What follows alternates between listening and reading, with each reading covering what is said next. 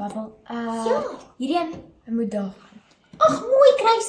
Ek bou so 'n puzzle saam met jou hier Ja. op vakansie man. Ja, die vakansie is baie lekker. Hallo maats.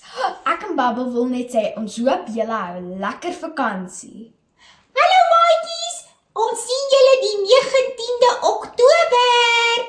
En onthou, die wapenrusting van God. Ons het van dit geleer in kwartaal 3. Go bokke.